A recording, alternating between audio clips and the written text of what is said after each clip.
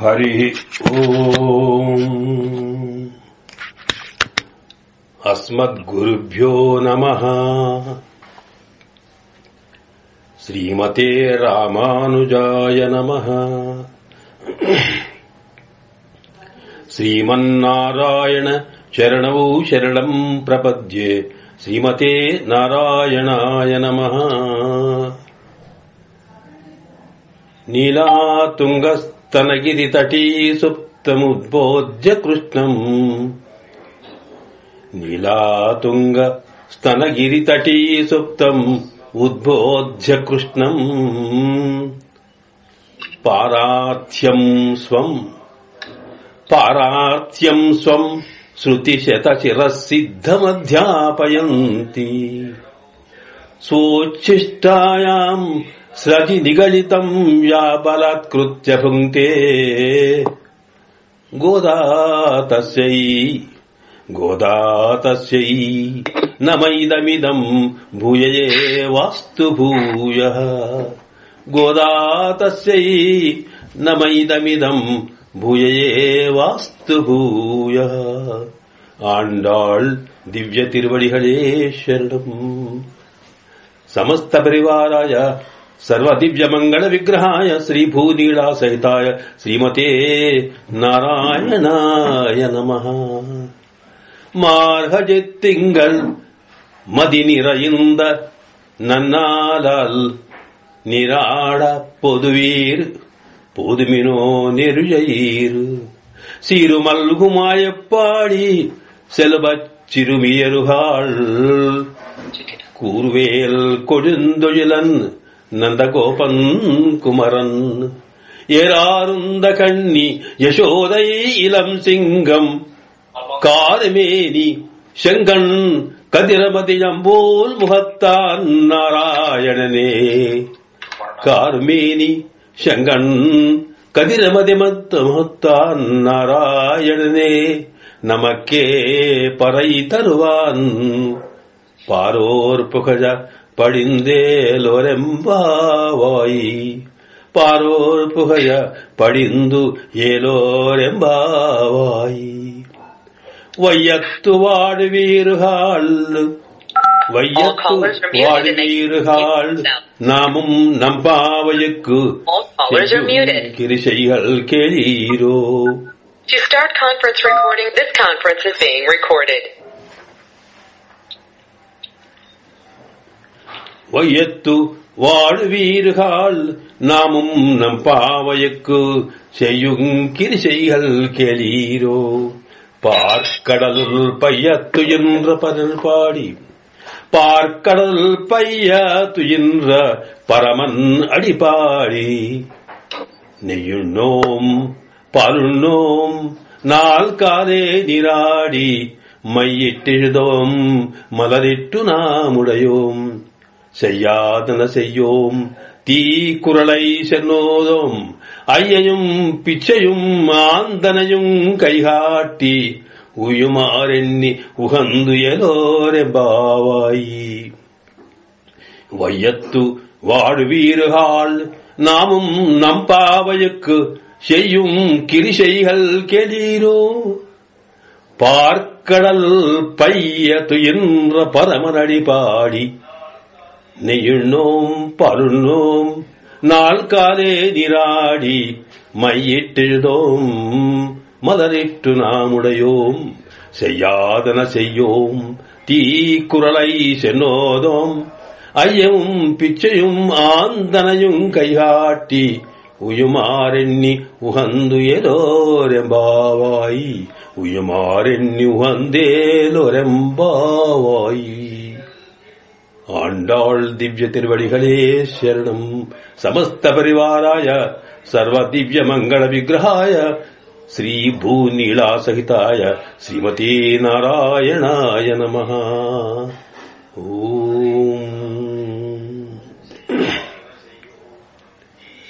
పరమ పూజ్య భాగవతోత్తములారా, మన ధనుర్మాస వ్రత ఉత్సవంలో ఈరోజు రెండవ రోజు రెండవ పాశురాన్ని మనము అనుసంధించుకొని దాని విశేషాల్ని సేవించాలి. కానీ మనకి నిన్నటి పాశురంలోని కొంత తత్వాన్ని కూడా ముందుగా సేవించవలసిన అవసరం ఉంది కనుక మార్హళి తింగళ్ అనే తిరుప్పావైలోని మొదటి పాశురంలో మన గోదామాత మనకు ఏ తత్వాన్ని ఉపదేశించిందో, మనకే దివ్య సందేశాన్ని ఇవ్వదలుచుకున్నదో దాన్ని కాసేపు మనము సేవించుకొని ఆ తర్వాత తాను మనకు ఉపదేశించిన రెండవ మాటలోకి వెళ్దాం. గోదాదేవి అనుగ్రహించినటువంటి తిరుప్పావై దివ్య ప్రబంధము సకల వేద అర్థ సంగ్రహము అని మన పూర్వాచార్యులు చెప్పారు. అంటే వేదం అనైతుక్కుం వితాహుం, వేదము ఎన్ని రకాల విస్తృతమై ఉన్నదో ఆ వేదములో చెప్పిన మొత్తం అర్థమంతా కూడా ఆ విస్తృతమైన అర్థానికి ముఖ్యమైన సారాంశ రూపమునే తిరుప్పావైలో మన ఆండాళ్ తల్లి మనకు కృప చేసింది అన్నారు. అంటే ఇంతకు ఆ వేదం ఏం చెప్పింది, దాని సారాంశమేమి, దాన్ని మన ఆండాళ్ తల్లి మనకు ఈ 30 పాశురాల్లో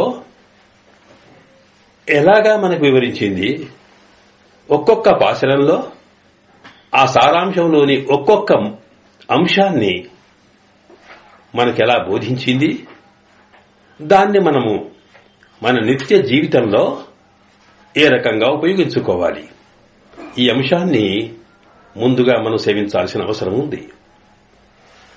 వేదం అంటే వేదయతి వేదయతి ఇది వేదః అని వేద శబ్దమునకు నిర్వచనం. వేదయతి అంటే తెలిపేది, మనకు జ్ఞానాన్ని ఇచ్చేది, తెలియని విషయాన్ని తెలిపేది అన్నమాట.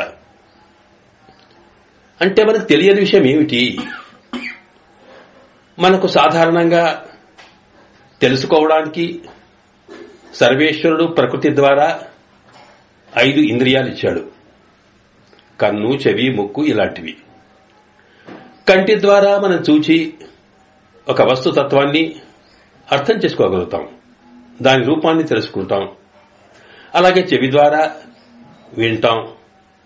ఇలాగా మనకు పంచ ఇంద్రియాలు ఏవైతే ఉన్నావో ఈ ఇంద్రియాల ద్వారా ఈ ప్రపంచంలో, ఈ ప్రకృతిలో ఉన్న వస్తువులని మనము అనుభవించగలుగుతాం. మనమంటే మనలో ఉన్న ఆత్మ అనుభవించగలుగుతోంది.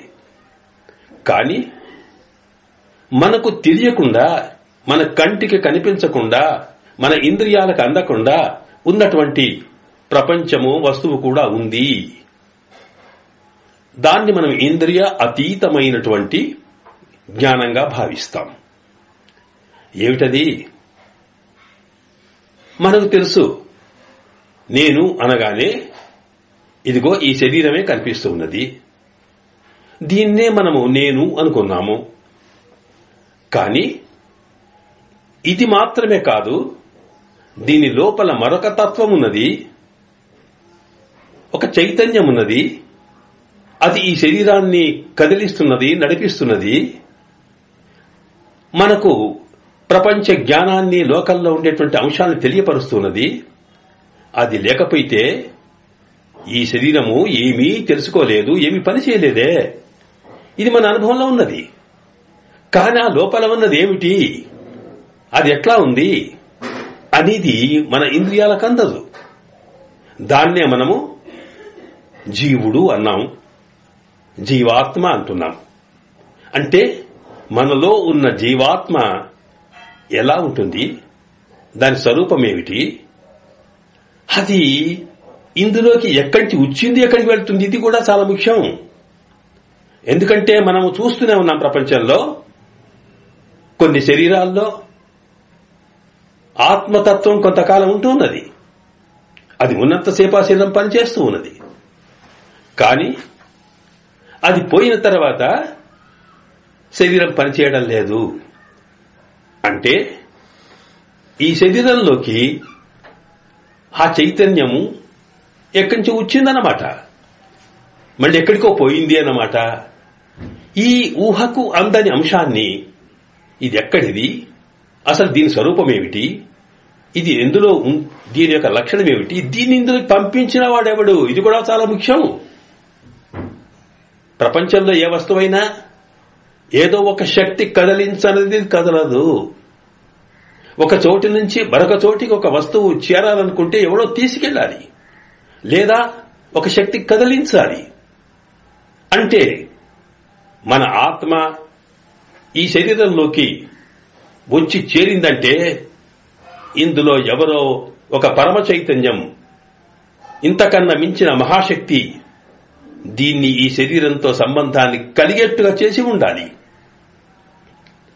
అది ఏది, అది ఎక్కడుంది, అది ఎలా ఉంటుంది అనేటువంటి తత్వము కూడా తెలియాలి. కనుక ఈ లోపల ఉన్నటువంటి ఈ జీవాత్మని తెలుసుకోవడం అవసరం. కనుక ఇలా జీవాత్మ తత్వాన్ని తెలుసుకునేది స్వస్వరూపం అంటాం. స్వ అంటే మనలో ఉన్న ఆత్మ యొక్క స్వరూపాన్ని, రూపము, దాని గుణము, దాని లక్షణాలు, వీటిని తెలుసుకోవడం స్వస్వరూప జ్ఞానం అంటాం. ఈ జ్ఞానాన్ని మనకు ఇంద్రియాల వల్ల కలగక వేదమే తెలుపుతుంది. అలాగే ఈ ఆత్మను ఈ శరీరంతో కలిపిన తత్వము పరమ చైతన్యం ఒకటి ఉండాలి. ఎందుకంటే అది మనలోనే కాకుండా సకల మనకు కనిపిస్తున్న ప్రకృతిలోని అణువణువున కూడా ఆ చైతన్యం కనిపిస్తూ ఉన్నది గనక అంతటా కనిపిస్తున్న ఆ చైతన్యము దాన్ని పరమ చైతన్యం అంటాం. దానికే పరమ ఆత్మ అంటాం. ఆత్మ అంటే ఆ అంతటా, తతం వ్యాపించినది. మన శరీరమంతా కూడా తన జ్ఞానముతోటి వ్యాపించేటువంటి ఆత్మకి జీవాత్మ అన్నాం. తన శక్తి ద్వారా, తన చైతన్యం ద్వారా ప్రకృతి అంతా కూడా, విశ్వమంతా వ్యాపించేటువంటిది కూడా ఆత్మనే. కాని ఇది ఈ శరీరంలో మాత్రమే ఉండి దీన్ని జీవింపచేస్తూ ఉన్నది కనుక దీనికి జీవాత్మ అని పేరు. అది అంతట వ్యాపించున్నది ఆత్మే అయినా అన్నిటికన్నా గొప్పగా ఉంది కనుక దానికి పరమ ఆత్మ అంటే దానికి మించిన మరొక చైతన్యం లేదన్నమాట. కనుక ఈ జీవాత్మ ఏమిటి, ఎలా ఉంది అనేది వేదం చెప్తుంది. అలాగే పరమాత్మ ఎట్లా ఉంటాడు, ఆ పరమాత్మకి ఈ జీవాత్మకి సంబంధం ఏమిటి, అసలు పరమాత్మ ఈ జీవాత్మని ఇందులోకి ఎందుకు పంపించాడు, ఇది అక్కడి నుంచి ఎందుకు వచ్చింది, ఈ అంశాలు అది వివరిస్తుంది. అలాగే ఆ జీవాత్మకి పరమాత్మకు ఉన్న సంబంధంతో పాటు మరి ఈ జీవాత్మ ఇక్కడి నుంచి వెళ్లిన తర్వాత ఎక్కడికి చేరుకోవాలి. సముద్రంలో నుంచి వెళ్లినటువంటి నీరు సూర్యకిరణాల ద్వారా ఆవిరి రూపంలో మేఘంగా మారి అది తర్వాత కొండల మీద నదిగా ప్రవహిస్తూ ఉంటే ఆ నది నీరు ప్రవాహము ప్రపంచమంతా ఎక్కడెక్కడ భూమి తిరిగినా చివరికి చేరుకునే సముద్రానికే. అలాగే ఈ జీవతత్వం సముద్రంలో నీరు ఎలాగా వచ్చి మళ్లీ చేరుతుందో అలాగే పరమ చైతన్యంలో నుండి, పరమాత్మ తత్వంలో నుండి ఈ తత్వము, ఈ ఆత్మతత్వము, ఈ చైతన్యం ఇందులో చేరింది అని మన ఋషులు చెప్పారు వేదం. యదా నద్యః స్యందమానాః సముద్రం ఆపః గచ్చంతి అని ఉదాహరణ ఇదే. నదులు ప్రవహిస్తూ ఎక్కడి నుంచి వచ్చాయో సముద్రంలోకి అట్లా చేరినట్టే ఇదిగో ఈ ఆత్మ కూడా పరమాత్మలోకి చేరుకోవాలి. దాని లక్ష్యం అది కావాలి. కనుక ఈ ఆత్మకి, ఈ జీవితానికి ముఖ్య లక్ష్యం ఏమిటి అనేది మనకు వేదం చెబుతోంది. అది మరి అక్కడికి చేరుకోవాలనుకుంటే, ఎక్కడికి చేరుకోవాలనుకున్నా దానికి ఒక సాధనం కావాలి, ఒక ఉపాయం కావాలి, ఒక మార్గం కావాలి. ఈ ఆత్మ పరమాత్మను చేరుకోవడానికి మార్గం ఏమిటి? అసలు ఈ ఆత్మ పరమాత్మ నుండి ఈ శరీరంలో చేరుకోవడానికి మార్గం ఏమిటి అంటూ దీని ఉపాయ స్వరూపం, మార్గ స్వరూపం అంటాం, సాధనము అని కూడా అంటాం. అంటే ఇక్కడ జీవాత్మతత్వము, పరమాత్మతత్వము, ఆ పరమాత్మను జీవాత్మ పొందగలిగేటువంటి సాధన, ఉపాయతత్వము, ఈ మూడింటిని కూడా మనకు వేదం చెబుతున్నది. అలాగే ఒక చోటు నుంచి మరొక చోటికి వెళ్లాలనుకున్నప్పుడు మధ్యన ఎన్నో ఆటంకాలు వస్తాయి. మనం చేసే ప్రయాణంలో ఒక చోటికి చేరే ముందు మధ్యన ఏమేమి ఆటంకాలు వస్తాయి అది ముందే తెలుసుకోవాలి. వాటిని ఎట్లా మనం తప్పించుకోగలుగుతాము. అలాగే మన ఒక కార్యాన్ని సాధించుకోవాలనుకున్నప్పుడు అది మనకు రాకుండా ఆటంకపరిచే విషయాలేమిటి, వాటిని తెలుసుకుని మనం తొలగిస్తామే, వాటినే మనం విరోధి స్వరూపం అంటాం. అంటే పరమాత్మను జీవాత్మ చేరుకోవడానికి ఆటంకపరిచే లక్షణాలు. ఆ తర్వాత మనము తెలుసుకున్నాం, పరమాత్మను తెలుసుకున్నాం, మన స్వరూపం తెలుసుకున్నాం, పరమాత్మను తెలుసుకున్నాం, పరమాత్మకు మనకుండే సంబంధం తెలుసుకున్నాం, ఆ పరమాత్మను పొందగలిగే మార్గం తెలుసుకున్నాం, ఆ మార్గంలో వచ్చే ఆటంకాలు ఏమిటో తొలగించుకునే లక్షణం తెలుసుకున్నాం. తెలుసుకొని ఆ పరమాత్మను పొందామనుకోండి, పొందడం అనేదే ఫలం. అంటే ఆ పొందిన తర్వాత కూడా ఆ ఫలాన్ని ఎట్లా అనుభవించాలి, ఏంటి ఫలం, ఆ ఫలాన్ని మనం ఎట్లా అనుభవిస్తాం. ఏదో ఒక సామాన్యమైన పండు ఉంటే ఆ పండు ఎలా తినాలో తెలియాలి. ద్రాక్షలను తిన్నట్టుగా అరటిపళ్ళను తినకూడదే, అరటిపళ్ళను తిన్నట్టుగా కొబ్బరికాయలోని కొబ్బరిని తినకూడదే. ఒక్కొక్క దానికి దాన్ని అనుభవించేటువంటి ఒక పద్ధతి ఉంటుంది. ఆ పద్ధతి మనకు తెలియాలి. దాన్నే ఫల అనుభవ పద్ధతి అంటాం. కనుక ఇక్కడ మనకి 5 అంశాలు కనిపిస్తున్నాయి. ఒకటి, వేదము చెప్పే 5 రకాల జ్ఞానం ఉంది. ఒకటి, మన స్వరూపమేమిటి, దాన్నే ఆత్మస్వరూపము, స్వస్వరూపం అంటాం. రెండవది పరమాత్మ స్వరూపము, దీన్నే పర స్వరూపము అంటాం. మూడవది పరమాత్మను ఈ జీవాత్మ పొందడానికి ఉపాయము, దాన్ని ఉపాయ స్వరూపం అంటాం, దాన్ని మార్గం అంటాం, సాధన అంటాం. ఆ తర్వాత వచ్చేటువంటి ఆటంకాలు విరోధి, నాలుగవది. ఆ తర్వాత మనం పొందగలిగే పురుషార్థం, ఫలం. ఏం ఫలం పొందాలి, ఒక పని చేస్తే దాని ఫలితం ఏమిటి, ఫలస్వరూపం అన్నమాట. ఇలాగా మనకు మొత్తం విస్తృతమైన వేదమంతా కూడా ఇచ్చే జ్ఞానాన్ని మన పూర్వాచార్యులు బాగా దాన్ని సాధన చేసి అందులో మొత్తము జ్ఞానమంతా కలిసి 5 అంశాలను మాత్రమే చెబుతున్నది అనేది వేద జ్ఞానమంతా 5 పాయింట్స్ ప్రోగ్రామ్ గా మార్చుకున్నారు. ఈ 5 అంశాలనే మన శాస్త్రీయమైన పద్ధతిలో, మన సిద్ధాంత ప్రకారంగా దానికి ఒక పేరిచ్చారు. దాన్నే అర్థ పంచకం. పంచకం 5 యొక్క గ్రూప్. ఈ 5 అర్థములు అంటే 5 విషయాలు అన్నమాట. కనుక వేదము మనకు చెప్పేది ఏమిటి అంటే మనకు అర్థ పంచకాన్ని అందిస్తుంది. ఇది వేదం యొక్క సారం. కనుక ఈ వేదము చెప్పిన ఈ 5 అంశాలు ఏవైతే ఉన్నాయో, ఆత్మస్వరూపం, పరమాత్మ స్వరూపం, ఇలాంటి 5 అంశాలున్నాయే, వీటిని మరింతగా క్లుప్తం చేసి, సూక్ష్మంగా చేసి మనకు సులభంగా అందించడం కోసం మన ఆండాళ్ తల్లి ఈ తిరుప్పావై 30 పాసురాల్లో వివరించింది అన్నమాట. అందుకొనకే దీన్ని వేద సారంగా చెబుతాం. అయితే 5 ముఖ్యంగా కూడా మనము 3 ప్రధానంగా తీసుకోవాలి. ఒకటి మన సంగతి తెలుసుకోవడం, రెండవది పరమాత్మ సంగతి తెలుసుకోవడం, ఆ తర్వాత పరమాత్మను పొందే మార్గం తెలుసుకోవడం. అంటే మనము చేసేటువంటి కృషి ఏమిటి, మనం ఏ ఉపాయం ద్వారా పరమాత్మను పొందగలుగుతాం అంటే పరమాత్మను పొందడం అనేదే పురుషార్థము. ఆ పొందేటువంటి వాడే అధికారి.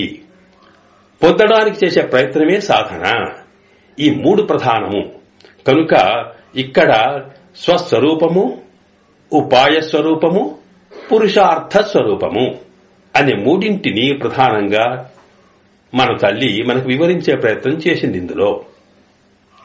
అయితే ఒక అంశం, సాధారణంగా వేదములు చెప్పిన అంశమే కాదు, వేదములలో చెప్పిన అర్థాన్ని వివరించేటువంటి ఇతిహాసములు అంటే రామాయణ మహాభారతాలు కానీ, భగవద్గీత కానీ, లేదా పురాణాలు కానీ ఏవైనా సరే అన్ని కూడా ఈ 5 అంశాలను మాత్రమే చెబుతాయి.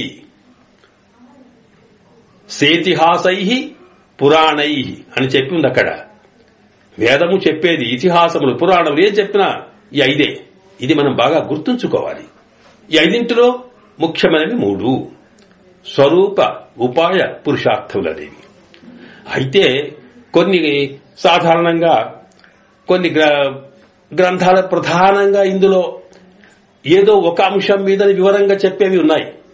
ఉదాహరణకి భగవద్గీత తీసుకుంటే అందులో పరమాత్మతత్వం కొద్దిగా, ఆత్మతత్వం కొద్దిగా, ప్రధానంగా ఆత్మ పరమాత్మను పొందడానికి ఉపాయ ఏమి మార్గము అనే దాని మీద వివరంగా చెప్పడం జరుగుతోంది. ఆ ఉపాయానికి సంస్కృతంలో యోగం అని పేరు. అందువల్ల ఇక్కడ భగవద్గీతకి యోగ శాస్త్రం అంటాం. అందువల్ల అందులో ఉండే ప్రతి అధ్యాయానికి విషాద యోగం, కర్మయోగం అని ఇలా పేర్లు పెట్టుకున్నాం. కనుక ఇలాగా కొన్ని ప్రధానమైనటువంటి ఒక్కొక్క అంశం మీద విస్తృతంగా వివరించేటువంటి గ్రంథాలు ఉన్నాయి. మిగతా అంశాలని కొద్దిగా చూపిస్తాయన్నమాట. కానీ అలాగే మన దగ్గర కూడా ఈ తిరుప్పావైలో మన ఆండాళ్ తల్లి ప్రధానంగా భగవత్తత్వాన్ని, మనతత్వాన్ని చెబుతూనే పొందగలిగే మార్గాన్ని, ముఖ్యంగా మనం పొందవలసిన ఫలం ఏమిటో చెబుతుందన్నమాట. ఇది చేస్తున్న వ్రతం కదా, వ్రతం అంటే సాధన. దేనికోసం చేస్తున్నామో ప్రధానము. కనుక ఇక్కడ 3 అంశాలున్నాయి. ఒకటి, మనము ఈ వ్రతము దేనికోసం చేస్తున్నాం అంటే ఏం లాభం చేయడం వల్ల మనం ఏం పొందాలి, దాన్ని పురుషార్థం అన్నామే. ఆ ఏం పురుషార్థము, ఫలమేమిటి అనేది ఒకటి. దాన్ని కాస్త సాంకేతిక పదాల్లో మన సంప్రదాయ గ్రంథాల్లో ప్రాప్యము అంటాం. ప్రాప్యము అంటే మనము పొందదగినది అన్నమాట. అలాగే మనం ఏది కావాలనుకొని ఫలం కావాలనుకుంటున్నామో దాన్ని ఏం చేస్తే పొందగలుగుతాం. కనుక మనం చేసే మార్గమిత ఉందో దాన్ని ప్రాపకము అంటాం, పొందించేది అన్నమాట. ఈ ప్రాప్యము, ప్రాపకము ఈ రెండింటిని అంటే పొందించేదాన్ని, పొందడానికి ఉండేవాడు ఎవరో ఒక వ్యక్తి ఉంటాడుగా, అలాంటి వాడిని అధికారి అంటాం.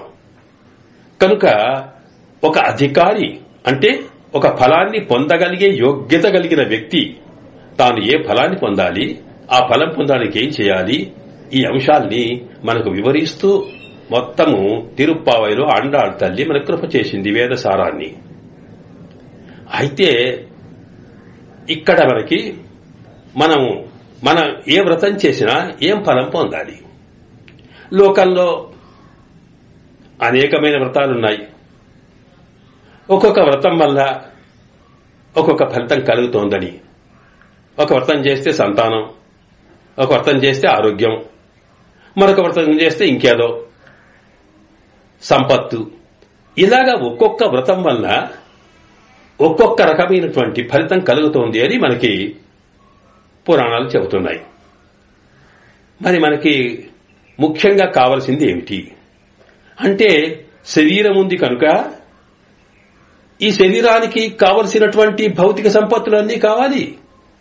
ఆరోగ్యం కావాలి, ఐశ్వర్యం కావాలి, మరి జ్ఞానం కావాలి, బుద్ధి కావాలి, సౌఖ్యం కావాలి. ఇవన్నీ కావాలంటే ఇలా ఒక్కొక్క దానికోసము ఎన్నెన్ని వ్రతాలు చేస్తాం మనం? అన్నిటికన్నా ముఖ్యంగా మనకు కావాల్సింది ఏమిటి అంటే ఈ ఆత్మకి పరమాత్మను పొందగలిగే పురుషార్థము కావాలి. ఈ జీవితంలో ఉన్నంతకాలం పరమాత్మ యొక్క అనుగ్రహం వల్ల సౌఖ్యంగా ఉండడమే కాకుండా ఆ తర్వాత శరీరం విడిచిన తర్వాత మళ్లీ జన్మ అంటూ లేకుండా కేవలం మహదానంద రూపమైన పరమాత్మ దగ్గరికి చేరుకోగలిగే లక్షణము కావాలి. అది పరమ పురుషార్థమది. కనుక ధర్మ అర్థ కామములలో మోక్షం అనేది చివరిది. అది కూడా మనం సాధించాలి. కనుక ఉన్నంత కాలము ధర్మార్థ కామములు కావాలి, ఆ తర్వాత మోక్షము కావాలి. ఇన్నింటినీ ఇవ్వగలిగేటువంటిది ఇన్ని రకాల వ్రతాలు ఎక్కడ చేస్తాం మనం? కనుక ఈ అమ్మ ఇవన్నీ చూచి మన సౌలభ్యం కోసం మనకు కావలసిన ఐశ్వర్యాలు, మనకు కావలసినటువంటి సంపత్తు, మనకు కావలసిన ఆరోగ్యం, మనకు కావలసిన వాటితో పాటు పరమాత్మ యొక్క దివ్య అనుభవం, మోక్ష ప్రాప్తి కూడా కావడానికి ఒకే ఒక వ్రతం ఇది, ఆల్ ఇన్ వన్. ఏ వ్రతం చేయకున్నా సరే తిరుప్పావై వ్రతము చేసి దీని గానం చేసి దీన్ని సేవిస్తే అన్ని రకాల ఐశ్వర్యాలు ఎవరు ఏది కోరుకుంటే అది. కనుక లోకంలో సంసారంలోనే వాళ్లకు సంసారికమైన భౌతిక సంపత్తు కలుగుతుంది. కేవలం కర్మయోగులైన వాళ్ళకి పరమాత్మ యొక్క సేవాభావంగా ఉన్న వాడికి సేవ లభిస్తుంది. అలా కాకుండా భగవదానందమే కావాలనుకున్న వాడు అదే లభిస్తుంది. కనుక ఈ అన్నింటినీ కూడా మనకు ఉపనిషత్తు అందించినటువంటి లక్షణాలన్నిటి కూడా అందించగలిగే తత్వం ఈ మొత్తం తిరుప్పావైలో అమ్మ మనకు బంధించి పెట్టి చూపించింది. నిన్న మనం ఒక మాట సేవించాం. తిరుప్పావై 30 పాసురాల్లో ఏ వివరణ ఉందో అదన్నిటికీ మూలమైనటువంటి ముఖ్య అంశము మొదటి పాసురంలో ఉంది. ఈ మొదటి పాసురంలో చెప్పిన విషయాల్నే ఒక్కటొక్కటిగా తీసుకుని ఆండాళ్ తల్లి తాను మిగతా పాసురాల్లో వివరిస్తూ పోయింది అనే సంగతిని మనం సేవించాం.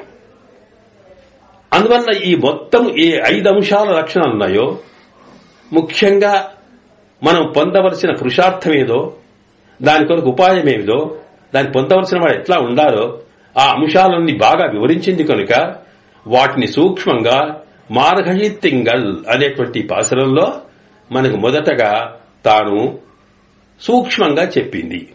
ఆ చెప్పిన తత్వం ఏమిటో ముందు మనం అర్థం చేసుకోవడమే ఆ మొదటి పాసురంలోని తత్వాన్ని, ఆ ఉపనిషత్ చెప్పిన సిద్ధాంతాన్ని అర్థం చేసుకోవడం. దీన్ని ఇదేమో పైకి గోపికలు కృష్ణ భగవానునితో పాటు వ్రత నిష్టను పొందడం కోసం తాము స్నానము చేస్తారు. ఆ స్నానం చేసిన తర్వాత వచ్చే ఫలితము కృష్ణుడే ఇస్తాడు అనేది కథ మనకి అక్కడ. ఈ పై కథ లోపల ఈ తత్వం ఏమిటో మనకు వివరిస్తూ మన ఆండాళ్ తల్లి తాను చెప్పిన మాటల్లోనే చెప్పి పెట్టింది. సాధారణంగా అంటే మనం పైకి ఒక కథలా చెప్పినా ఆ లోపల ఉన్న తత్వము కూడా ఆ తాను చెప్పిన శ్రీ సూక్తిలోనే ఉంటుంది.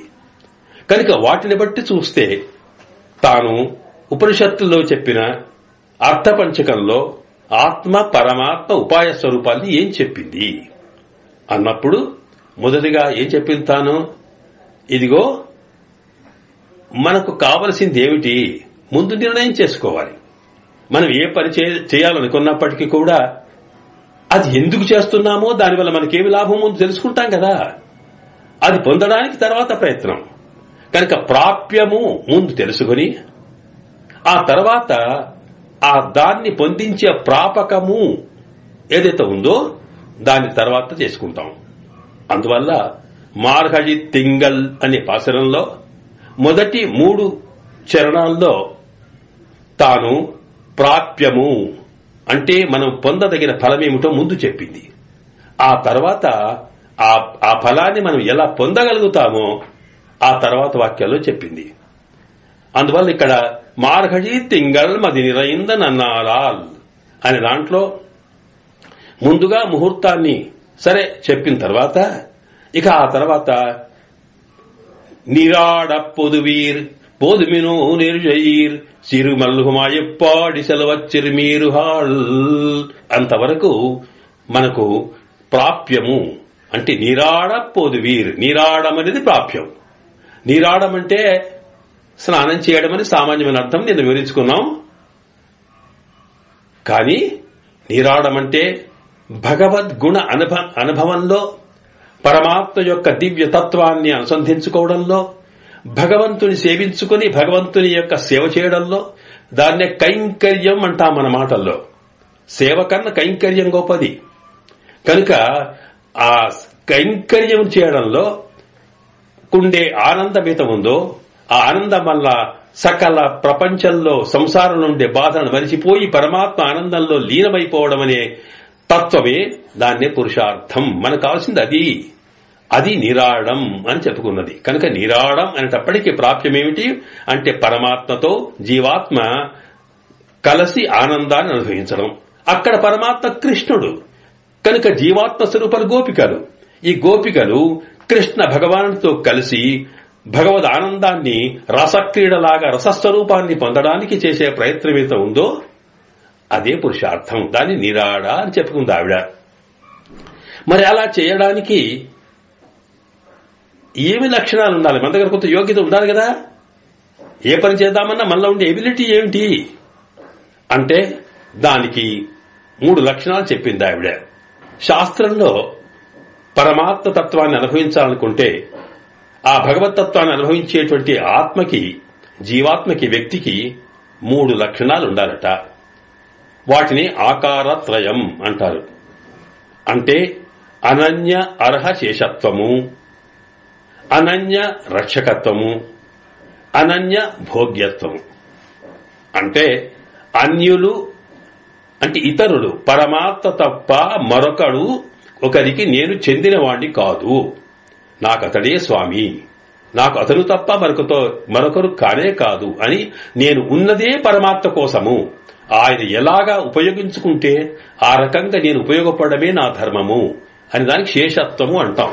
అన్యశేషత్వం అంటే పరమాత్మ తప్ప మిగతా వారికి నేనెవరికీ కూడా ఉపయోగపడేవాడిని కాదు, దాసుణ్ణి కాదు అని అలాంటి యోగ్యత కలిగి ఉన్నవాడు కావాలి. అర్హత్వము అన్య అర్హత్వం కానిది, అనన్య అర్హత్వ శేషత్వము స్వామికి ఉపయోగపడేట్టుగా. అంటే పరమాత్మ మీద విశ్వాసం ఉంచి పరమాత్మ కోసమే నేను ఉన్నాననుకొని నేను ఏది చేసినా, ఏది ఆలోచించినా, ఏది మాట్లాడినా ఈ లోకంలో నా జీవితమంతా కూడా పరమాత్మ కోసం మాత్రమే అనే భావన కలిగి ఉండాలి. ఇది ప్రధానం. ఆ భగవంతుని మీద విశ్వాసం లేక ఆయన కోసం ఉన్నాను అనుకోక అలా ఉండడం వల్ల భగవద్ అనుభవం కలగదు. కనుక ఇది మొదటి యోగ్యత. కనుక పరమాత్మనే ఆయనకి అంకితమైన స్వరూపం ఉండడమే ఆ మొదటి యోగ్యత. ఇక రెండవదేంటి? నన్ను కాపాడేవాడు, నేను వాడి సొత్తును గనక స్వామి పరమాత్మ, నేను వాడి సొత్తును, వాడు నా యజమాని, నేను వాడి సొత్తును.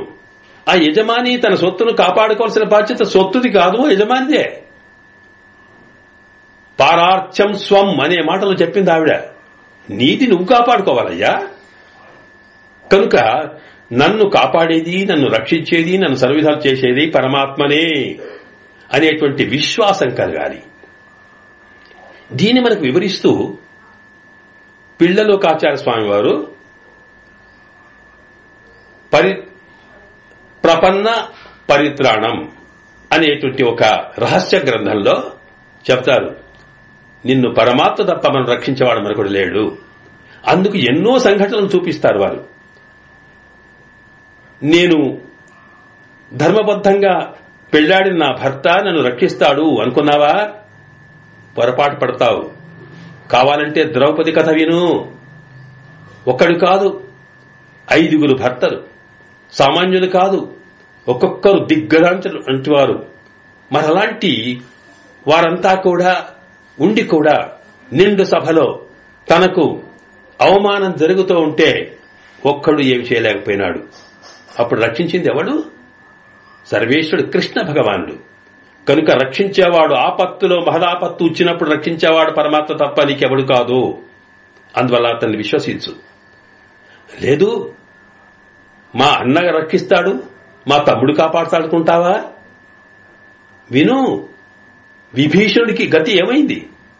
రావణాసురుడికి ఎంత సేవ చేస్తే చివరికి దిక్కుల పాంసం అని ఆయనను తల్లి పంపించాడు.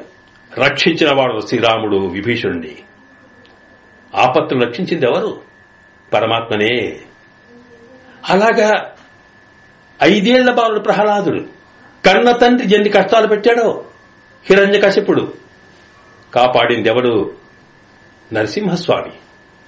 కనుక ఏ రూపంలో అయినా సరే, ఎన్ని ఆపత్తులు వచ్చినా సరే, ఈ లోకంలో కనిపిస్తున్న సామాన్య బంధువులుగా అనిపించేవాళ్లు తాత్కాలికమైన రక్షకులుగా మనం భావిస్తున్నామే తప్ప అన్ని పరిస్థితుల్లో, అన్ని వేళల్లో సర్వవిధులా రక్షించగలిగే శక్తి కలవాడు పరమాత్మ మాత్రమే. ఆ విశ్వాసం కలగడం మనకు ముందు అవసరం. దీన్నే అనన్య అర్హ రక్షకత్వం, అనన్య రక్షకత్వం. మరొకరు లేడు రక్షకుడు అనే విశ్వాసం కలగాలి. ఇక ఆ తర్వాత మనకి పరమాత్మ సేవనే గొప్ప ఫలం. భగవంతుని సేవ చేయడంలో ఉండే ఆనందం మరొక దాంట్లో లేదు. నేనున్నది వారి కోసం అనుకున్నప్పుడు అనన్య భోగ్యత్వం అంటే, భోగ్యత అంటే హాయిగా ఆనందాన్ని అనుభవించే లక్షణం. భగవత్ సేవలో, భగవద్గుణానుసంధానంలో, పరమాత్మ దర్శనంలో ఇలాగా పరమాత్మలోనే ఆనందాన్ని పొందితే మిగతా ఆనందములు దాని ముందు లెక్కకు లేవు అనే భావన కలిగి ఉండడం ఈ 3 రకాల అనన్య అర్హశేషత్వం, అనన్య రక్షకత్వం, అనన్య భోగ్యత్వం, ఈ మూడింటివి కూడా ఆకారత్రయం అంటాం మనం. ఇవి మనకే కాదు, లక్ష్మీదేవి కూడా ఆకారత్రయ సంపన్నాం అరవింద నివాసిని అంటామే. కనుక ఈ 3 లక్షణములు కలిగినటువంటి వాడు అదిగో పరమాత్మ యొక్క దివ్య పురుషార్థాన్ని అనుభవించే అవకాశం ఉంది. కనుక మనకుండే యోగ్యతను అధికారి స్వరూపం చెప్పారు. ఇది తాను ఏ మాటల్లో చెప్పింది? ఆ మాటల్ని తానేం చెప్పింది ఇక్కడ? సీరుమల్హుం ఆయప్పాడి సెలవచ్చిరుమియరుహాళ్ నేరుజయీర్ అనే మాటల్లో ఆ గోపికలు కూడా లక్షణాలు చెప్పేటప్పుడు 3 లక్షణాలు చెప్పారు. ఒకటి, పరమాత్మకు అనుకూలంగా ఉన్నటువంటి గొల్లతనం ఉండాలట. నిన్న విన్నామే మనం. గొల్లతనం అంటే వాళ్లకు పశువుల మీదనే జీవించేవాళ్లు, పశువులనే కాపాడుతూ పశువులనే తమ జీవిత లక్ష్యంగా భావించేవాళ్లు. అది తప్ప మరొకటిని వాళ్లు నమ్మేవాళ్లు కాదు. ఎలాగా తమ రక్షకుడికి పాడి పంటలే మనం రక్షిస్తాయని, పశువుల ద్వారానే మనం రక్షింపబడతామని నమ్ముకుని పశువులనే విశ్వాసంగా ఉంచే ఉండేటువంటి లక్షణానికి గొల్లతనమని పేరు. ఇక్కడ సామాజిక వర్గమో లేకపోతే ఏదో ఒక కుల వ్యవస్థ కాదు. ఇక్కడ ఎవరి లోపల తనను రక్షించేవాడు వాడే నమ్మకం ఉంటుందో అలాంటి లక్షణం కలిగిన తత్వానికి గొల్లతనమని పేరు. కనుక పరమాత్మకు మనకు గొల్లతనం ఉండాలి. కనుక వాళ్ళ గోపికలు ఆయిరప్పాడి అంటే గొల్లపల్లెల్లో ఉన్నారట. అలాగే అనన్య అర్హ భోగ్యత్వం కూడా వాళ్లకు ఉంది. అలాగే సిరుమల్హు అజప్ప సిరుమిచ్చిరుమాల్హాల్ అంటే స్త్రీ స్వరూపంలో ఉన్నారట. స్త్రీలు అంటే ఇతరులపై ఆధారపడినటువంటి తత్వం అన్నమాట. చెట్టు మీద తీగ ఎట్లా ఆధారపడి ఉంటుందో అలాగే తాను ఇతరులపై ఆధారపడే ఉండేటువంటి ప్రకృతి సహజమైన లక్షణం కలిగినటువంటి స్త్రీత్వం. స్త్రీత్వం అంటే ఇక్కడ ప్రకృతి పరమాత్మ ఒక్కడే పురుషుడు, ఆత్మలన్నీ కూడా స్త్రీ ప్రాయమితరం జగత్ అంటుంది శాస్త్రం. కనుక పరమాత్మ మీదనే ఆధారపడినటువంటి లక్షణం స్త్రీత్వం. అది కూడా చిన్నతనం కలవారు అన్నారు ఇక్కడ. ఆ చిన్నతనం అంటే ఏమిటి? పెళ్లి కాకుండా ఉండే లక్షణం అన్నమాట. పెళ్లైన తర్వాత వాళ్లకి ఎవరెవరో భర్తలుంటారు. అలా కాకుండా కేవలం ఒకడి మీదనే ఆధారపడినటువంటి లక్షణం కలిగింది అన్నట్టుగానే కేవలం సర్వేశ్వరుడి మీదనే ఆధారపడి ఆయనకే అంకితమై ఆయననే రక్షకుడిని భావించేటువంటి లక్షణం కలిగిన అధికారికి మాత్రమే నీరాడపోద్వీర్ అలాంటి వాళ్లే పరమాత్మ గుణానుసంధానం చేయడానికి వీలు ఉంది అని చెప్పడం కోసం ఇందులో ఆత్మస్వరూపాన్ని అధికార స్వరూపాన్ని చెప్పింది ఆవిడ. అలాగే పురుషార్థమైంది.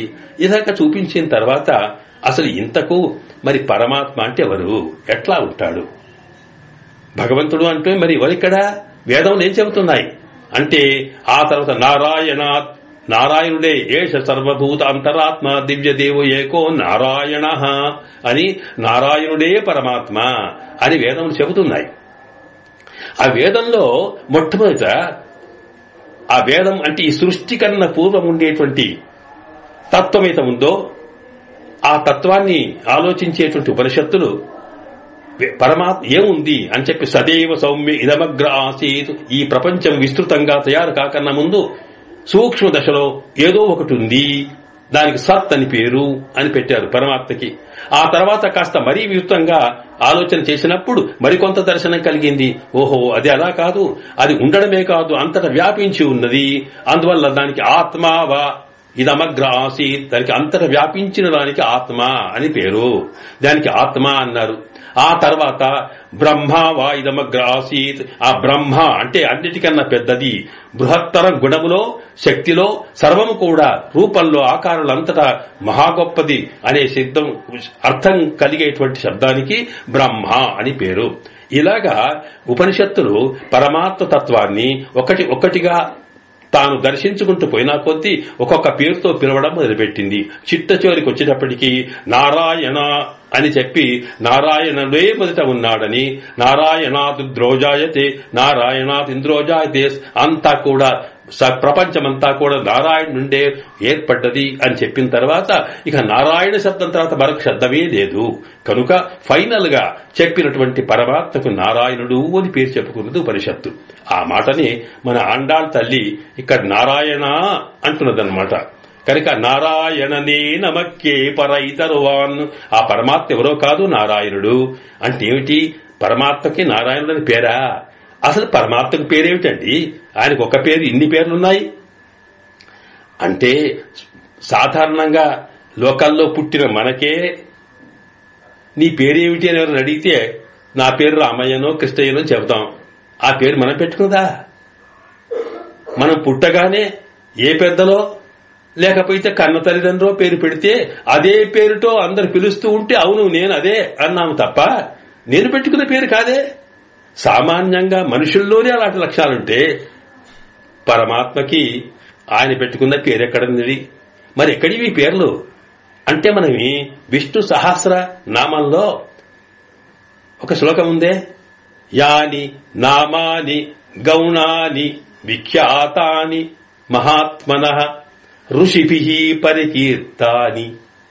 ఋషులు అంటే ద్రష్టలు, తపస్సంపన్నులై సమాధినిష్ఠలో ఉండి పరమాత్మ తత్వాన్ని దర్శించుకున్నటువంటి మహర్షులున్నారే, ఆ ఋషులకు ఆ పరమాత్మ తత్వం ఎంత కనిపిస్తే దాన్ని బట్టి పిలుచుకున్నారు వాళ్ళ మాటల్లో. సర్వము పరమాత్మ తత్వం కనిపించడం చాలా కష్టం.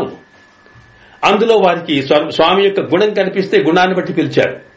స్వామి యొక్క దివ్యలీలల అనుభవానికి వస్తే దివ్యలీలను బట్టి పిలిచారు. అలాగా వాళ్ళు ఋషిభిః పరిగీతాని, ఆ ఋషుల చేత పిలువబడిన నామాలు తప్ప పరమాత్మ ఎంత సులభడంటే నువ్వు ఏ పేరుతో పిలిస్తే ఆ పేరుతోనే, ఎంత ప్రేమతో పిలిస్తే అంత దగ్గరగా వస్తాడు. నారాయణ అని పిలిచామనుకోండి యమీ అని వస్తాడు. ఆ నారాయణనే మరింత గురించి నాని అన్నామనుకోండి ఇంకా దగ్గరికి వస్తాడు ఆయన. ఆయనకి ప్రేమతో పిలవడం ముఖ్యం కానీ ఏ పేరు పిలిస్తేని. అందువల్లనే అతనికి సహస్ర శీర్ష పురుష సహస్రాక్ష సహస్రపాతని ఆయనకి ఎన్నెన్నో నామాలున్నాయి. అందువల్ల ఇక్కడ మనకు విష్ణు సహస్ర నామాలైతే అవన్నిటికీ మూలమైన నామం ఒకటే, అది నారాయణ.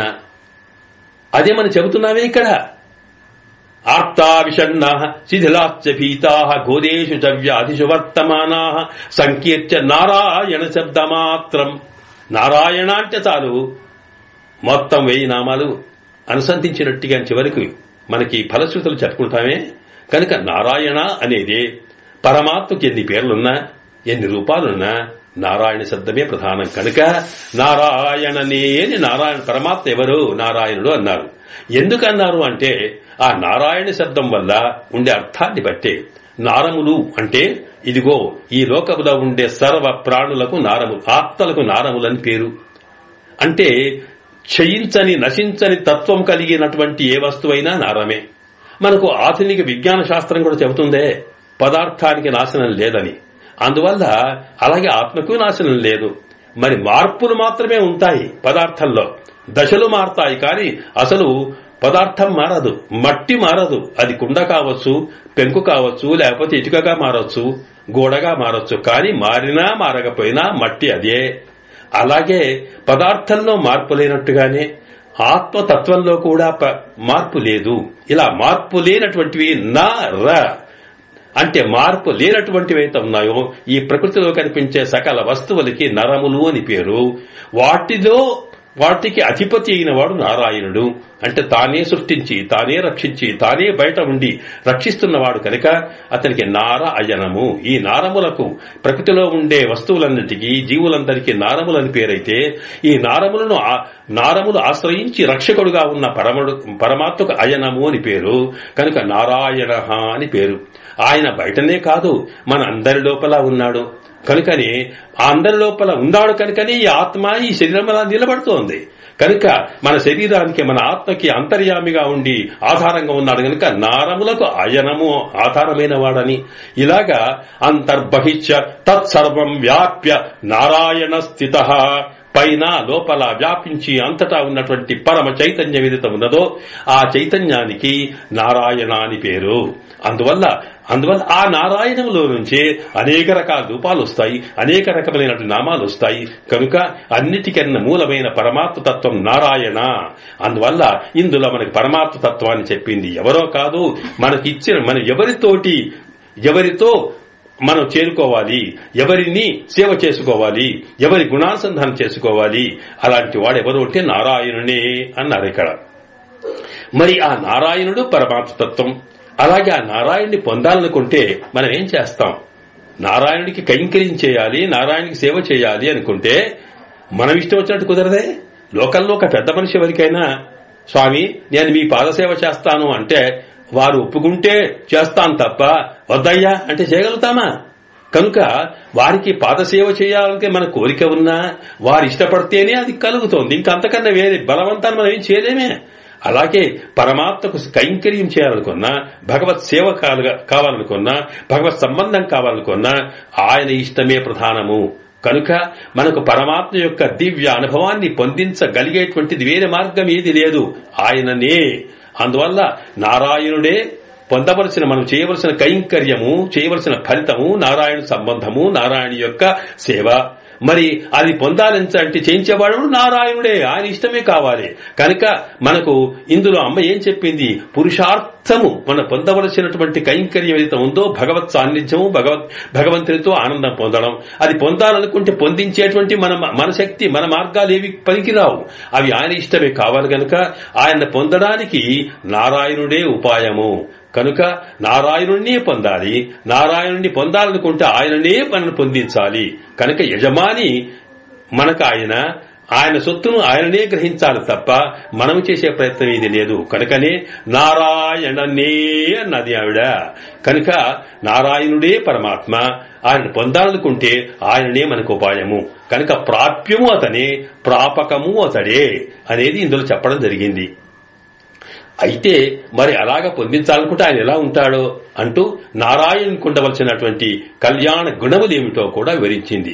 కార్మేని శంగన్ కదిరమది అంబోల్ముహత్తాన్ నారాయణనే. ఆ నారాయణకి దివ్యమంగళ విగ్రహం ఉన్నది. అది ఎంత తెలుసా? ఆయన నీలమేఘశ్యాముడు, కార్మేని నల్లని మేఘము లాంటి దివ్యమైన తత్వం కలవాడు. చంగన్ చాలా ఎర్రని తిరునేత్రములు కలిగినటువంటి స్వామి. కదిరమది అంబోల్ముహత్తాన్, సూర్యుడిలాగా వెలుగుతూ చంద్రుడిలాగా చల్లగా అద్భుతంగా ఉండేటువంటి దివ్య తేజస్సుతో అమృతస్వరూపుడైన పరమాత్మ యొక్క దివ్య మంగళ విగ్రహం అది. అలా కనిపించేవాడే నారాయణుడు. అంటే అంతటా వ్యాపించిన నారాయణ్ణి ఎలా చూడగలుగుతామనుకోకండి. మనం కోరుకుంటే అంతటి అద్భుతమైనటువంటి దివ్య మంగళ విగ్రహంతో తాను మనకు దర్శనమిస్తాడు. కనుక ఆ నారాయణ యొక్క తత్వాన్ని చెప్పడం జరిగిందన్నమాట, ఆ మంగళ విగ్రహమే. అందువల్ల ఇక్కడేంటంటే స్వామికి దివ్య మంగళ విగ్రహం ఉన్నది. ఆ మంగళ విగ్రహాన్ని మనం సేవించవచ్చు. పరమపదంలో ఉండేటువంటి స్వామి ఆయన కార్మేని శంగన్ కదిరమది అంబోల్ ముహత్తాన్ అనే లక్షణం కలవాడి రాగో ఆయన ఏ అవతారం ఎత్తిన అలాగే ఉంటాడు. కనుక అన్ని అవతారాల కన్నా చివరికి మన కళ్ల ముందు కనిపించేది అర్చావతారము. ఈ విగ్రహ రూపంలో ఉండే స్వామి కూడా అదే లక్షణాలు కలిగి ఉంటాడు అని చెబుతూ స్వామి యొక్క దివ్య మంగళ విగ్రహ తత్వాన్ని చెప్పింది. ఆ చెప్పిన తర్వాత మరి అలాంటి స్వామిని మనం చేరుకోవాలంటే ఏమిటి అంటే అలా కాదు, ఆయనకి కళ్యాణ గుణములు కలవాడు. ఆయన గుణములు రెండు రకాలు ఉంటాయి. తన దగ్గరికి అందరూ రాగలిగేటువంటి ఆకర్షించే గుణములు ఆయనలో ఉన్నాయి. దాటిని ఆశ్రయ సౌకర్య ఆపాదక గుణములు అంటాం. పరమాత్మను చేరుకోవడానికి సౌకర్యంగా ఉండే గుణములు ఆయన దగ్గర ఉన్నాయి. అంటే ఏమిటి? ఆయన సులభంగా ఉంటాడు, ఆయన ప్రేమ చూపిస్తాడు. ఆయన దగ్గరికి వెళ్తే ఎంతో ఆప్యాయతగా కల్పిస్తాడు. కనుక ఇలాంటి ఆయన మనకు యజమానిగా ఉంటాడు అనేటువంటి లక్షణాలు ఉన్నప్పుడే ఎవడు మన యజమానో వాడి దగ్గరికి వెళ్తాం, ఎవరు సులభుడో వాడిని పొందే ప్రయత్నం చేస్తాం, ఎవరు ప్రేమతో ఉంటారో వాడిని పొందే ప్రయత్నం చేస్తాం. కనుక ఆ స్వామికి 4 మనము చేరుకోవడానికి ఆశ్రయించడానికి తగిన 4 గుణాలున్నాయి. వాటినే ఏమంటాం? స్వామిత్వం, వాత్సల్యం, సౌలభ్యం, సౌశీల్యం. ఎంతటి వాడైనా వాటితో కలిసిమెలిసిపోతాడు. ఈ లక్షణాలు కలిగి ఉన్నాయి కనుక పరమాత్మను చేరడానికి మనం భయపడాల్సిన అవసరం లేదు. ఆయన చేరినామనుకోండి, మన కార్యాలు చేస్తాడా? తప్పకుండా చేయగలిగే శక్తి ఉంది. సామాన్యంగా లోకల్లో ఉండేవాడి దగ్గరికి నీకేదో కావాలనుకుంటే పోయితే కావు. ఆయన దగ్గర అలా కాదు. ఆయన జ్ఞాన, శక్తి మొదలగినటువంటి షాడ్గుణ్యపూర్ణుడు, సర్వశక్తులు కలవాడు అని చెప్పడం కోసం తాను ఈ లక్షణాలు మనిషిలో ఉండే గుణాలు ఎట్లా తెలుస్తాయి అంటే ఆయనకు రూపాన్ని బట్టి తెలుస్తుంది. Face is the index of man. మనిషిలో ఉండేటువంటి తత్వము ఆయన ముఖమే చెబుతుంది, ఆయన స్వభావము ఆయన నడకనే చెబుతుంది, ఆయన రూపమే చెబుతుంది. అందువల్ల అలాగా అది చెప్పడం కోసం కార్మేని శంగన్ కదిరమతి అంబోల్ ముహత్తాన్ అన్నప్పుడు, నల్లని మేఘము లాంటి వాడన్నప్పుడు మేఘం ఎంతటి ఉదారమైన స్వభావం కలదో, మేఘం ఎంత చల్లగా ఉంటుందో, మేఘం వీడు వాడు తేడా లేకుండా అందరికీ ఒకే రకమైన నీటిని ఎట్లా ఇస్తుందో, అలాగే పరమాత్మ ఉదారమైన స్వభావం కలవాడు. వాడి ముందు కులము, మతము, జాతి, వ్యవహారము ఉన్నవాడు లేనివాడని తేడా లేదు. స్వామి నీవు తప్ప నాకు మరొకడు లేదంటే చాలు, అందరినీ కూడా తానే దగ్గరికి తీసుకుని స్వభావం కలిగిన లక్షణం కలవాడు కనుక కారుమేని. ఆ శరీరంలోనే ఆ చల్లదనం, నల్లదనం చూస్తేనే మేఘతత్వం కనిపిస్తూ ఉన్నది. అలాగే శంకన్, అతని యొక్క కన్నుల్లో ఎరుపుదనం ఉందట. ఎరుపు అనేది ప్రేమక లక్షణం, ఎరుపు అనేది కోపానికి లక్షణం. కనుక ఎవరు తనను కాదంటారో, ఎవరు తనను నిందిస్తారో, శత్రువులుగా తన భక్తులకు శత్రువులైన వాళ్ళను శిక్షించడం కోసం ఉన్నటువంటి శక్తివంతుడు ఆయన. అలాగే తన భక్తులు దగ్గరగా తీసుకొని అద్భుతంగా చూచేటువంటి కనులు కలవాడు. నరసింహస్వామి తాను స్తంభం నుంచి ఒక్కసారి హిరణ్య కశిపుడిని వధించడానికి కోసం సాక్షాత్కరించగానే కన్నుల్లో అద్భుతమైన ఎరుపు కనిపించిందట. ఆ ఎరుపును చూచి వక్షస్థలంలో ఉన్న అమ్మవారి దగ్గర నుంచి లక్ష్మీదేవి కూడా తాను బయట దుంకిపోయిందట, నా వల్ల కాదయ్యో ఈయనని కావడానికని. కానీ ఆ ప్రహ్లాదు దగ్గరికి వెళ్ళగానే ఒక్కసారి ఆ ఎరుపే చల్లతనంగా మారి ప్రేమగా మారిపోయిందని మనకు భాగవతము, విష్ణు పురాణం లాంటి వర్ణిస్తాయి. అంటే అర్థమేమిటి అక్కడ చెబుతూ, ఎంత సింహమైనా ఆ సింహము ఎంత క్రూరమైనప్పటికీ కూడా, ఎంత ఉద్రేకం కలదైనప్పటికీ కూడా ఆ సింహము ఏమిటంటే తన పిల్ల దగ్గరికి వచ్చినప్పుడు తాను వాత్సల్యాన్ని చూపుతుంది అన్నట్టుగానే నరసింహస్వామి ప్రహ్లాదుణ్ణి తాను అలాగా కరుణించినాడు అని మనకు పురాణాలు చెబుతూ ఉన్నాయి. అందువల్ల ఆ కన్నుల్లో ఉండే ప్రేమ తత్వము, దాన్ని బట్టి స్వామికి ఉండేటువంటి వాత్సల్యం ఏమిటి, స్వామికి ఉండేటువంటి కరుణ ఏమిటి, వాటిని చూచినప్పుడు ఎంత సులభుడు ఆయన. ఎక్కడ పడితే అక్కడ వచ్చాడే మనకు తెలుసు కదా. విగ్రహ రూపంలో వచ్చినప్పుడు ఏ రకమైనటువంటి వస్తువులోకి నువ్వు రమ్మటి ఆ రకంగా వచ్చాడు, ఏ రూపంలోకి రమ్మటి ఆ రూపంలో వచ్చాడు. అలాగా తాను ఎంత సులభుడో కనుక సులభమైన వాడు స్వామి, మనకు అందుబాటులో ఉండేవాడు అంటూ తనకుండే కార్మేని శంగన్ కతిరమది అంబోర్ మహత్తా అనేటువంటి ఆ మాటల్లో వివరించి, అలాగా ఆయన సూర్యుడిలాగా దివ్య తేజస్సు కలవాడు కనుక సకల శక్తివంతుడు అనేటువంటి వాడు పరమాత్మకుండే కళ్యాణ గుణములను కూడా తాను ఆ మాటల్లో వివరించింది. పరమాత్మ తత్వం ఏమిటో చెప్పిందన్నమాట. కనుక పరమాత్మ స్వరూపం చెప్పడం జరిగింది. ఇంత జరిగితే చిట్ట చివరికి మరి అది గోపికలకు కదా చెప్పాల్సి వచ్చింది.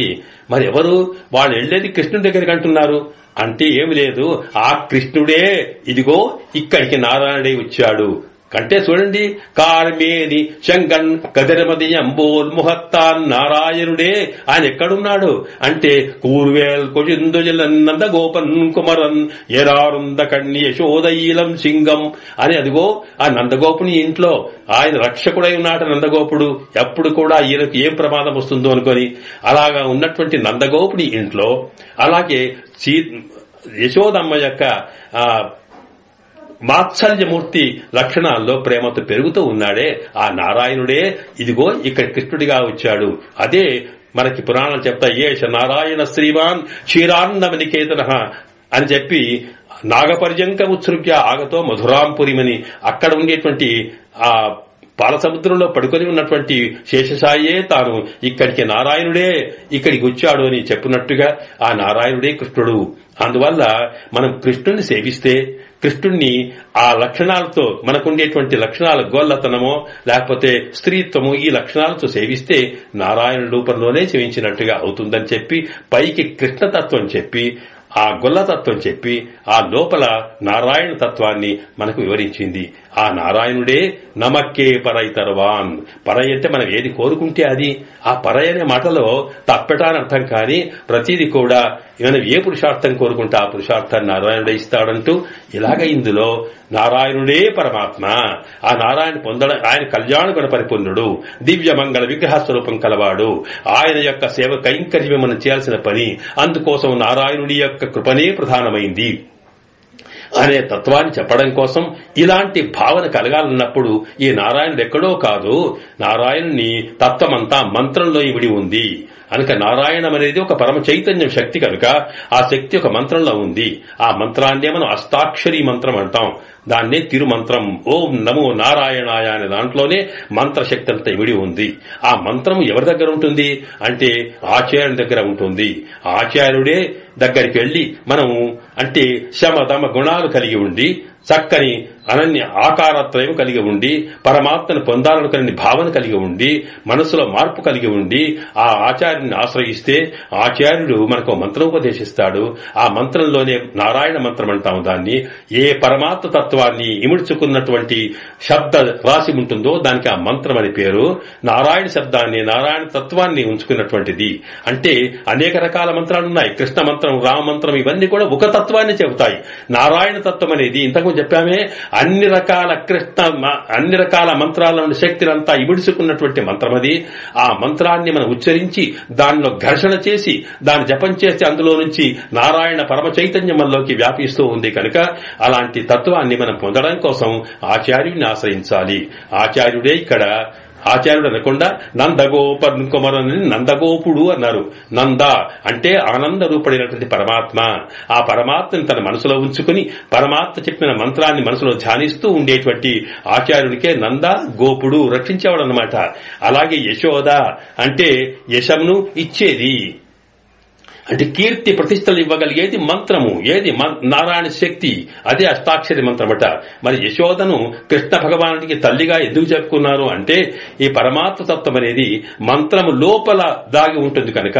మంత్రం అంటే ఒక మాతృగర్భంలో శిశువు ఉన్నట్టుగా మంత్రం లోపల పరమాత్మత్వం ఉంటుంది కనుక అలాంటి మాతృగర్భంలో నుంచి శిశువును మనకు దర్శింపచేసినట్టుగానే ఆచార్యుడు అయిన వాడు ఆ మంత్రాన్ని మనకు ఉపదేశించి పరమాత్మత్వాన్ని చెబుతాడు. కనుక మనము అత్యంతమైనటువంటి విశ్వాసంతో, భక్తి విశ్వాసంతో స్వామిని చేరుకుంటే అప్పుడు మనకు ఆ పరమాత్మత్వం తెలుస్తుంది. తెలిస్తే భగవద్గుణానుభవంతో ఆనందాన్ని పొందగలుగుతాము అంటూ ఇలా చేయడమే మన జీవితానికి ముఖ్య లక్ష్యం కావాలి. శరీరములో ఉన్నప్పటికీ కూడా అంటే మనకు భగవత్ కృప వల్లనే భౌతికమైనటువంటి సుఖాలన్నీ కలుగుతాయని, అష్టాక్షరీ మంత్రాన్ని మన ఉపదేశం పొందితే తద్వారా నారాయణ యొక్క దివ్య అనుగ్రహం కలుగుతోందని, దానివల్ల మనకి భౌతికమైన సుఖాలతో పాటు తతో అమృతత్వ శృతి అంటుంది అష్టాక్షరి మంత్రం.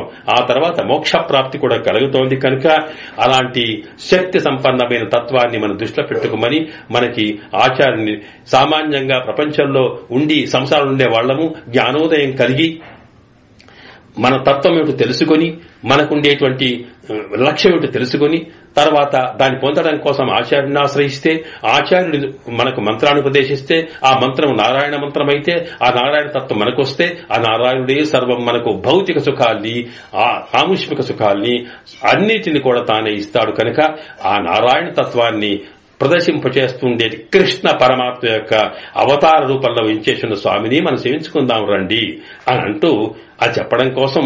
అయితే ఒక మాట, ఈ వ్రతం అనేది సాధారణంగా రేపల్లలో ఉండేటువంటి గోప వృద్ధులు, ముసలి గొల్లలు ఎవరైతే ఉన్నారో వాళ్లకి కృష్ణునితో పాటు వీళ్ళని ఇచ్చినప్పటికీ వాళ్ళకి ఎప్పుడు అనుమానమే ఎలా ఉంటారో అని. కనుక వాళ్లకు ఎలాంటి అనుమానం రాకుండా కేవలం వ్రతం కోసమే తామున్నాము చెప్పడం కోసం మరొక మాట చెప్పకుండా కృష్ణుడి దగ్గరికి వెళ్దాం రండి అనకుండా నారాయణ దగ్గరికి వెళ్దామా, అలాగే మనం భగవత్ తత్వాన్ని పొందాం రండి అనుకుని స్నానం చేద్దామా అనుకుంటూ పై మాటలు కొంత చెబుతూ లోపల తత్వాన్ని చెప్పింది. అందువల్ల వేదములో చెప్పినటువంటి అర్థ పంచకం ఏదైతే ఉందో ఈ అర్థ పంచకాన్ని మనకు అంతలో ముఖ్యమైనటువంటి స్వస్వరూపము, పరమాత్మ స్వరూపము, ఉపాయ స్వరూపాన్ని చెప్పింది. ఇలాగా పరమాత్మనే ఉపాయము, పరమాత్మనే పొందాలనుకునే వాళ్ళనే వాళ్ళు ఈ మార్గానికి ప్రపత్తి మార్గం అంటాం. అంటే భగవద్గీతలో భగవంతుణ్ణి పొందడం కోసం అనేక మార్గాలు చూపించాడు. కర్మయోగం, జ్ఞానయోగం, భక్తియోగం, ఇవన్నీ కన్నా ప్రధానంగా అర్జునుడికి ఇవన్నీ నా వల్ల కావే అనుకునేటువంటి విషాదం పెరుగుతూ ఉంటేనే సర్వధర్మాన్ని పరిత్యజ్య మామేకం శరణం వ్రజ అహంత్వా సర్వ పాపేభ్యో మోక్షయిష్యామి. ఎందుకు అర్జున నీవెందుకయ్యా భయపడతావు? ఇదిగో నన్ను నమ్ముకో, నేనే అన్ని రకాలు చూస్తానన్నాడే, దాన్నే ప్రపత్తి అంటాం. కనుక పరమాత్మ నారాయణుడికే ప్రపత్తి చేయడం, ఆయననే సర్వస్వంగా భావించడం, స్వామి నీవు తప్ప నాకు మరొకటి లేదనుకోవడం, రెండు చేతులు జోడించి అర్చా విగ్రహం ముందు కూర్చొని స్వామి నీవు తప్ప నాకు మరొకటి లేదు అనుకుంటే చాలు, ఆయన రక్షిస్తాడు. ఇలాగా ఉండేట్టు చేసేవాళ్లే ప్రపన్నులు అంటాం. ప్రపత్తిని ఉపాయంగా భావించి, పరమాత్మని ఉపాయంగా భావించి జీవించి సర్వరకమైన భౌతిక సంపత్తులు కాని, ఆముష్మికమైనటువంటి మోక్ష ప్రాప్తి ఆనందాన్ని కాని పొందడానికి చేసేటువంటి ప్రయత్నం ఏదైతే ఉంటుందో అలా చేసేవాళ్ళని ప్రపన్నులు అంటాం. కనుక ఈ ప్రపన్నులు ఇలా ఉండాలి, మన జీవితం ప్రపన్న జీవితంగా ఉండాలి అని తాను తత్వాన్ని చెప్పడం కోసం ఆ వేదములో ఉండే అంశాలన్నీ చెప్పింది. ఇందులో ఉండే ఒక్కొక్క అంశాన్నే మళ్లీ మనకి ఇతర పాశరాల్లో వివరిస్తుంది అన్నమాట. ఆ ఇతర పాశరాల్లో ఏమిటంటే పరమాత్మత్వం కొంత, అలాగే ఆత్మతత్వం కొంత, ఉపాయతత్వం కొంత, ఇలాగా వివరిస్తూ వచ్చి చిట్ట చివరికి పురుషార్థం అంటే ఏమిటో ఆ చెప్పేటప్పుడు ఉనక్కే నామాల్ శైవోం అన్నారే, నేను నీకు సేవ చేయడమే మాకు కావాల్సింది అని చివరికి చిత్తం తిరగాలే అనే పాశురంలో చెబుతుంది. చివరికి చెప్పేటప్పుడు అది కనుక అలాంటి ఫలితాన్ని తాను చెబుతుంది. కనుక ఈ ముందుగా మనకు ప్రాప్యమును చెప్పి ఈ మొదటి పాశరంలోనే తత్వమంతా చెప్పి ఇందులోని వివరిస్తుంది అన్నమాట. ఆ దృష్టితో ఇక మనం సేవించాలి. అలా సేవించేటప్పటికే మనకు రెండవ పాశరంలో వెళ్ళేటప్పటికి వయ్యత్తు వాడివేరుహాల్ నామం నంపావయుక్కు చెయ్యంకిసేటప్పటికీ అధికార స్వరూపాన్ని ముందు చెబుతున్నారు. నిజంగా పరమాత్మను పొందాలనుకుంటే, పరమాత్మ యొక్క దివ్య తత్వం కావాలనుకుంటే, మనం ప్రపత్తిని ఆధారంగా చేసుకున్నటువంటి ప్రపన్నులమైతే మనం ఎలా ఉండాలి, ముందు మన యొక్క కోడ్ ఆఫ్ కాండక్ట్ ఏమిటి? ఎందుకనకంటే ప్రపన్నుడు అన్నప్పుడు ప్రపత్తి అంటే స్వప్రవృత్తి, నివృత్తి, ప్రవృత్తి, మనం చేయగలిగేది ఏమీ లేదు, అంతా సర్వేశ్వరుడే భారం అనుకోవడం వాస్తవమే. అంత మాత్రం చేత మనకు మరి పరమాత్మ మనకు శరీరాన్ని ఇచ్చాడు, కాళ్ళిచ్చాడు, చేతులిచ్చాడు, ఇంద్రియాలిచ్చాడు, వీటిని ఏంటి మరి ఇవన్నీ ఇచ్చిన తర్వాత వాటిని ఉపయోగపరచకుండా ఉంటే ఆయన ఒప్పుకుంటాడా? అందువల్ల అలా కాదు. మనం ఏం చేయాలి, ఎలా చేయాలి, ఏది చేసినా పరమాత్మకు సంతోషం కలిగేట్టుగా చేయడం అన్నమాట. అన్ని చేయించేవాడు ఆయనే అయినప్పటికీ కూడా ఆయన ఇచ్చిన ప్రతి వస్తువును ఆయన కోసం ఉపయోగించే ప్రయత్నం చేయాలి. అలా చేయడం అనేది కర్మ. మనం చేయాలి, ఏం పనులు చేయాలో ఒకటి చెప్పడం. రెండవది ప్రపన్నులైన వారు, పరమాత్మనే నమ్ముకున్నటువంటి భక్తులు, ప్రపన్నులు ఎవరితో ఉంటారో అలాంటి వాళ్ళు సమాజంలో ఉన్నప్పుడు ఎట్లా ఉండాలి? ఎందుకంటే యజ్జది ఆచరతి శ్రేష్ఠ తత్తదేవితరో జన, ఎలాగా ముఖ్యులైన వాళ్ళు ఉంటారో అలాగే ఉంటారు. వీళ్ళంతా భక్తులే, వీళ్ళు ప్రపన్నులే, మరి ఇలా చేస్తున్నారు అనేటువంటి మాట వచ్చిందనుకోండి, అప్పుడేమవుతుంది? మన ప్రవర్తన ద్వారా మనం లోకాన్ని చెడగొట్టిన వాళ్ళం అవుతాం. అందువల్ల అటు భగవంతుని విశ్వసిస్తూనే మనం ఈ లోకంలో, సమాజంలో ఎలా జీవించాలి, ఎలా ఉండాలి, ఏ రకమైన ప్రవర్తనకు ఉండాలనే అంశాన్ని దీన్ని అధికారి స్వరూపము అంటే అధికారి అయిన వాడు అంటే మనకు అధికారి, ఉపాయము, అలాగే మరి పురుషార్థమనే అంశాల్లో ఈ వయ్యత్తు వాడి వీరిహారన్నట్టు అధికారి స్వరూపం అంటే పరమాత్మనే ప్రపన్నుడైన వాడు ఎలా ఉండాలి, ఏమి చేయాలి, ఉదయం నుండి సాయంకాలం వరకు పగలంతా మనం చేసే దినచర్యలు ఎలా ఉండాలో చూపిస్తూ మన ప్రవర్తన, ఆ ప్రవర్తనకు 3 లక్షణాలు, ఒకటి కాయికం, మానసికం, ఆ తర్వాత దానికి ఉండేటువంటి వాచికం అనే మాట అంటే మన మాటలో, మన ఉనికిలో, మన నడకలో, మన ఆలోచనలో మనం ఎలా ఉండాలి, ఇతరులకు ఆదర్శంగా ఉండాల్సిన అవసరం ఉంది. ఎట్లా ఉంటామో చెబుతూ అది కూడా చెప్పింది. అందువల్లే వయ్యత్తు వాడి వీరుగాల్ నామం నంపావయక్కు చెయ్యుంకిరిశయ్యల్ కేళీరో అని చెప్పి దాంట్లో ఇదిగో ఒకసారి పిలిచింది. మనం చూచామే, అమ్మ ఏ మాట చెప్పినా మనసుకు ఆనందం కలిగే రీతిలో చెబుతుంది. ఆ చెప్పేటువంటి స్థితిని ఇక్కడ మనం చూస్తాం.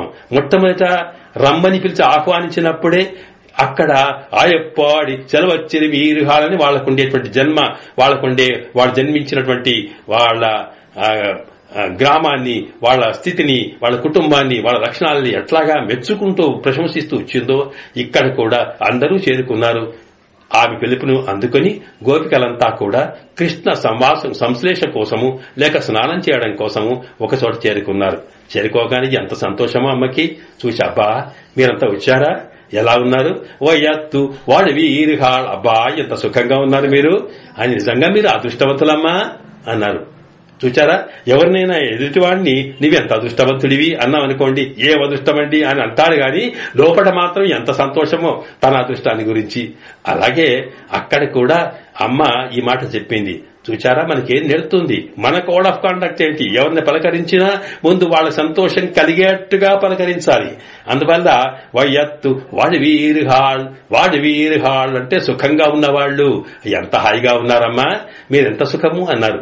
ఏమిటి వాళ్ళకున్న సుఖము అంటే, సుఖము యొక్క లక్షణం ఏమిటి? 2 రకాల సుఖం ఉంటుంది. ఒకటి భౌతికమైన సుఖము, అంటే మనము ఈ ప్రపంచంలో ఈ ప్రకృతి ద్వారా, ఈ శరీరము ద్వారా పొందేటువంటి సుఖాలు, ఆనందాలు ఉన్నాయి. మనం వాటి కోసమే కదా ఎన్ని ప్రయత్నాలు చేస్తాం.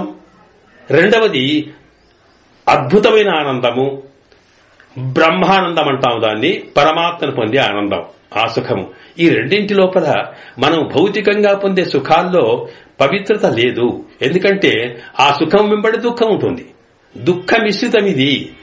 క్షణము సుఖం ఉంటే దాని మీద గంటల తరబడి దుఃఖం కలిగే అవకాశం ఉంది ఇక్కడ. అందువల్ల ఏది ఆనందం ఉన్నా ఆ ఆనందాన్ని పూర్తిగా పొందడానికి వీరుడైనటువంటి ప్రకృతి ఆటంకము శరీరం ఉంది. హాయిగా కమ్మటి ఒక వస్తువు ఉందనుకోండి, బాగా మధురమైన పదార్థం ఉంది, తినాలనిపించింది, కొద్దిగా తిన్న తర్వాత ఇంకా మళ్లీ తిందామంటే తిననియ్యదు. తినాలని కోరిక ఉన్నా తినడానికి వీలులేనిది శరీరంలో. ఇలా కాకుండా అద్భుతమైనటువంటి ఆటంకం లేకుండా, నిరాటంకం లేకుండా ఉండే ఆనందం ఎక్కడా అంటే, ఈ ఆనందం పొందడానికి, సుఖం పొందడానికి అడ్డమైనటువంటి శరీరం లేకుండా కేవలం ఆత్మనే. ఏదైనా సుఖమైన దుఃఖమైన శరీరం లోపల పొందేటువంటి ఆత్మనే తప్ప శరీరం కాదు. శరీరం ఈజ్ ఎ మీడియా, ఇదొక మాధ్యమం మాత్రమే. దీని ద్వారా మనం ఆత్మ పొందుతూ ఉంది కనుక ఆత్మ సుఖం పొందడానికి, ఆత్మ ఆనందం పొందడానికి ఇది దానికి పరిమితులను ఏర్పాటు చేస్తుంది శరీరం. ఈ శరీరమే లేకుండా పోయినప్పుడు స్వేచ్ఛగా ఆత్మ పొందగలిగేటువంటి ఆనందము అద్భుతంగా ఉంటుందట. దాన్నే ముక్తానందం, మోక్షానందం అంటాం. అది ఎప్పుడు పొందుతుంది అంటే, ముక్తి పొందిన ఆత్మకి. ఆ ముక్తి ఎక్కడ కలుగుతుంది, పొందిన ఆత్మ ఎక్కడ ఉంటుంది అంటే పరమపదంలో, వైకుంఠంలో. ఈ శరీరం కర్మానుభవం పూర్తయిన తర్వాత కనుక ఆ వైకుంఠంలో పొందేటువంటి అపరిమితమైన ఆనందం, బ్రహ్మానందమే నిజమైన ఆనందమట. కనుక అలాంటి ఆనందం పొందాలనుకుంటే ఏం చేయాలి?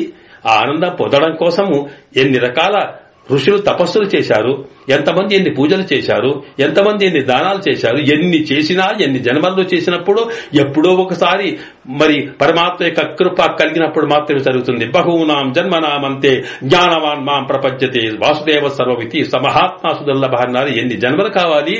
అన్ని జన్మల్లో చేసిన పుణ్య ఫలితంగానో, పరమాత్మ అనుగ్రహం కలిగినప్పుడు, మన బుద్ధి మారినప్పుడు, అప్పుడు ఆ తర్వాత పరమాత్మను మన శరీరం కర్మానుభవం పూర్తయిన తర్వాత శరీరాన్ని, ప్రకృతి సంబంధాన్ని వదులుకొని మోక్షంలోకి చేరుకొని ఆనందం పొందగలిగే ఆనందం ఉందే, ఆ ఆనందం అప్పుడు లభిస్తుంది.